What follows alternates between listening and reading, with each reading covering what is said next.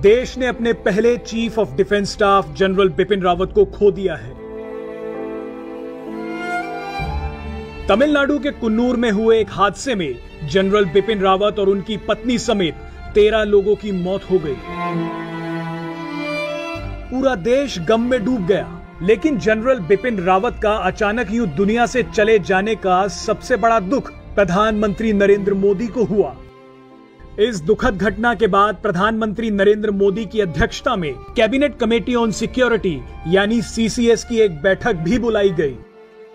इस बैठक में प्रधानमंत्री नरेंद्र मोदी, रक्षा मंत्री Rajnath Singh, national security adviser Ajit Doval और गृह मंत्री अमित शाह मौजूद थे। इन सभी के चेहरों पर दुख साफ देखा जा सकता है। प्रधानमंत्री नरेंद्र मोदी और गृह मंत्री अमित शाह के हाव भाव बता रहे हैं कि जनरल बिपिन रावत की मौत से उनके मन में कितनी उथल पुथल मची है। प्रधानमंत्री नरेंद्र मोदी की नम आंखों में दुख साफ तौर पर देखा जा सकता है। उनके चेहरे के हाव भाव उनके मन की पीड़ा छुपा नहीं पा रहे। प्रधानमंत्री नरेंद्र मोदी ने अपने हाथों को इतना कसकर पकड़ रखा था कि मानो वो जनरल बिपिन रावत को किसी भी कीमत पर खोना नहीं चाहते। इस दर्दनाक हादसे की खबर मिलते ही प्रधानमंत्री नरेंद्र मोदी टूट गए थे। बीते सालों प्रधानमंत्री मोदी ने अपने कई करीबियों को खोया है, जिनमें अरुण जेटली, सुषमा स्वराज और मनोहर पर्रिकर भी शामिल हैं।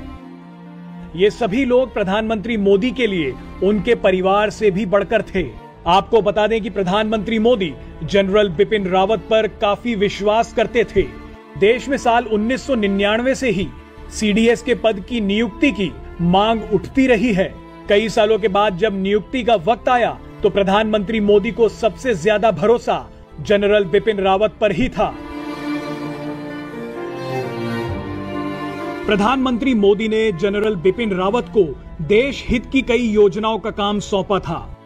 इनमें सेना को आधुनिक बनाने से लेकर बेहद अहम इंटीग्रेटेड थिएटर कमांड प्रोजेक्ट भी शामिल थे। आर्मी के हथियारों को अपग्रेड करने के लिए स्ट्रेटेजिक पार्टनरशिप मॉडल पर जनरल बिपिन रावत की निगरानी में ही काम चल रहा था।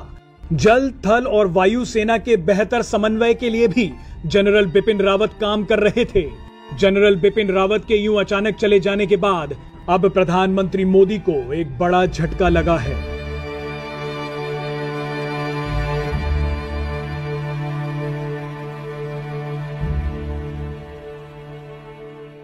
Presenting V News app, available on Google Play and App Store. Download it now.